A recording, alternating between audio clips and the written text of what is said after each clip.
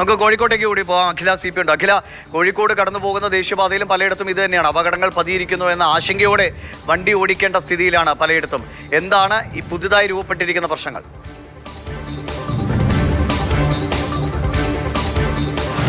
മാധു, കഴിഞ്ഞ മാസം 23-നാണ് ഈ മഴയെ തുടർന്ന് ശക്തമായ മഴയുണ്ടായിരുന്നു ഈ വടകര തിരുവങ്ങൂര് ഭാഗത്ത്, അതുപോലെ തന്നെ കോഴിക്കോട് ജില്ലയിലും. അതിന്റെ ഭാഗമായിട്ടാണ് തിരുവങ്ങൂര് മേൽപ്പാലത്തിന് മുകളിൽ ഏകദേശം 400 മീറ്ററോളം വിള്ളൽ രൂപപ്പെട്ടത്. ഈ രാവിലെ ഈ പ്രഭാത സവാരിക്ക് ഇറങ്ങിയ നാട്ടുകാരായിരുന്നു ഈ വിള്ളൽ കണ്ടെത്തിയത്. അതിനെ തുടർന്ന് ഈ നാട്ടുകാരുടെയും മാധ്യമങ്ങളിലൊക്കെ ശ്രദ്ധയിൽപ്പെട്ടു എന്നറിഞ്ഞതോടെ കരാർ കമ്പനി ചെറിയ രീതിയിലുള്ളൊരു ടാറ് ഇതിന്റെ ഭാഗത്തിട്ടു. ഇന്ന് അത് കുറച്ചുകൂടെ കോട്ടിലിട്ടിരിക്കുന്ന ഒരു ചെറിയ ഹമ്പിന്റെ വലിപ്പത്തിലാണ് ഇപ്പോൾ 400 മീറ്ററോളം ടാർ ചെയ്തിരിക്കുന്നത്. അതായത് ശാസ്ത്രീയമായൊരു പഠനം നടത്താതെ എന്തുകൊണ്ട് വിള്ളൽ രൂപപ്പെടുന്നത്. നമുക്കറിയാം, താഴെ സർവീസ് റോഡാണ്. ഈ സർവീസ് റോഡിനെ ബാധിക്കുമോ? നമുക്ക് ഒരുപാട് ഉദാഹരണങ്ങളുണ്ട്. അപ്പോൾ അത്തരം കാര്യങ്ങൾ അതിലൊന്നും ഒരു ശാസ്ത്രീയ പഠനം നടത്താതെ കണ്ണിൽ പൊടിയിടാൻ, മാധ്യമങ്ങളുടെയും നാട്ടുകാരുടെയും കണ്ണിൽ പൊടിയിടാനാണ് അന്ന് ടാർ വെറുതെ ചെയ്തു പോയത്. അന്ന് തന്നെ നാട്ടുകാർ വലിയ ആശങ്ക അറിയിച്ചിരുന്നു. അന്ന് തന്നെ ഈ നാട്ടുകാർ നിർമ്മാണ കമ്പനിയെ അറിയിക്കുകയും ചെയ്തിരുന്നു. പക്ഷെ അന്ന് അവർക്ക് നൽകിയ ഒരു മറുപടി എന്ന് പറയുന്നത് ഇത് പഠനം ഇതുമായി ബന്ധപ്പെട്ട് നടക്കുകയാണ്, കൃത്യമായി നടപടിയെടുക്കുമെന്നാണ്. പക്ഷേ ഈ 23 കഴിഞ്ഞ് 2 ആഴ്ചയോളം പിന്നിടുന്നു, ഇപ്പോഴും അതിനൊരു പരിഹാരമായിട്ടില്ല എന്നുള്ളതാണ്. ചേട്ടാ, ഇപ്പോൾ ഈ നിർമ്മാണ കമ്പനി, നിങ്ങൾ ആദ്യം തന്നെ ഒരുപാട് ആശങ്കകൾ പ്രകടിപ്പിച്ചിരുന്നു. ഈ നിർമ്മാണ കമ്പനിയുമായിട്ട് ഒരുപാട് ആശങ്കകൾ ഉണ്ടായിരുന്നു. ഇപ്പോൾ ഇത് വീണ്ടും ടാർ അടച്ചിരിക്കുകയാണ്, കൃത്യമായൊരു പഠനമൊന്നും നടത്തിയിട്ടില്ല. ആശങ്കയുണ്ടോ ഇപ്പോഴും? ആശങ്കയാണുള്ളത്. കാരണം ഇതിൻ്റെ നിർമ്മാണത്തിൽ വന്ന അപാകതയാണ്. ഒന്ന്, ഇതിൽ ഫില്ല് ചെയ്തിട്ടുള്ള മണ്ണ്, അതിൻ്റെ ഗുണനിലവാരം വളരെ മോശമാണ്.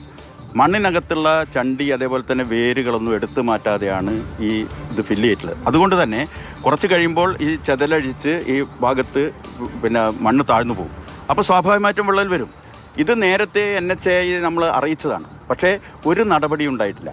ഈ നിർമ്മാണത്തിൻ്റെ ഭാഗമായിട്ടുണ്ടായിട്ടുള്ള വീഴ്ച പരിഹരിച്ച് മാത്രമേ മുന്നോട്ട് പോകാൻ കഴിയൂ. ഇല്ലെങ്കിൽ ഇവിടെ മലപ്പുറത്ത് നടന്നതുപോലെ ഇതും മറിഞ്ഞു. ഇത് നിർമ്മാണത്തിൽ ഒരു സമയത്ത് ഇതിൻ്റെ ഈ സ്ട്രക്ചറുകളൊക്കെ തന്നെ മറിഞ്ഞു വീണിട്ടുണ്ട്. 2 ആശുപത്രിൻ്റെ മുമ്പിൽ മറിഞ്ഞു വീണതാണ്. എന്തോ ഒരു ഭാഗ്യത്തിന് കുട്ടികളോ വാഹനമില്ല. മറ്റൊന്നുള്ളത് നാഷണൽ ഹൈവേയിലുള്ള കുണ്ടും കുഴികളും.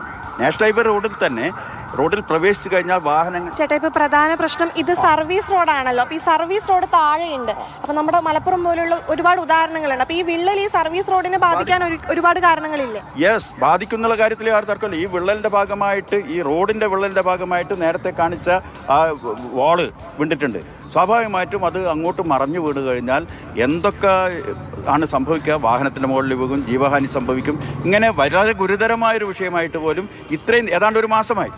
എന്നിട്ടും ഇപ്പം മഴയില്ലാത്തതുകൊണ്ടാണ്. ഒരു ശക്തമായ മഴ നേരത്തെ ഉള്ളതുപോലെ വന്നു കഴിഞ്ഞാൽ സ്വാഭാവികമായിട്ടും ഈ മതിലിടിഞ്ഞ് സർവീസ് റോഡിലേക്ക് വീഴുകയും വാഹനഗതാഗതം സംഭവിക്കും, മാത്രമല്ല ജീവഹാനി സംഭവിക്കും എന്നുള്ള കാര്യം. അപ്പോൾ അതാണ് ഏറ്റവും പ്രധാനപ്പെട്ട കാര്യം. അന്ന് വെറും 2 ദിവസം മാത്രമേ മഴ പെയ്തുള്ളൂ. അതിനുശേഷമാണ് 2 ദിവസം പെയ്ത മഴയിലാണ് ഈ 400 മീറ്ററോളം വിള്ളൽ രൂപപ്പെട്ടത്. അപ്പോൾ നാട്ടുകാർ പങ്കുവെക്കുന്ന ഒരു പ്രധാനപ്പെട്ട ആശങ്ക, ഏകദേശം 1000-കണക്കിന് വാഹനങ്ങൾ ദിവസേന സർവീസ് റോഡിന് താഴെ കൂടെ പോകുന്നതാണ്. അപ്പോൾ ഈ സർവീസ് റോഡിന് വലിയൊരു അപകടം ഈ വിള്ളൽ ഉണ്ടാക്കാനുള്ള സാധ്യതയുണ്ട്. അപ്പോൾ കൃത്യമായ ശാസ്ത്രീയ പഠനം നടത്താതെ കാണാൻ കഴിയുന്നതാണ് എത്ര അശാസ്ത്രീയമായിട്ടാണ് അതിനൊരു പരിഹാരം കാണാൻ ശ്രമിച്ചിരിക്കുന്നത് എന്നുള്ളത്. റോഡിന് നടുക്കൂടെ നീളത്തിൽ നേരെ ഓപ്പോസിറ്റ് ഡയറക്ഷനിൽ ഒരു ഹമ്പ് പണിത് വെച്ചിരിക്കുന്നതിന് തുല്യമായി ടാറ് കൂട്ടിക്കുഴച്ച് വെച്ചിരിക്കുകയാണ്. ഇനി അത് അപകടത്തിനിടയാകുമോ, കാരണമാക്കുമോ എന്നുള്ളതടക്കം കാണേണ്ടതുണ്ട്.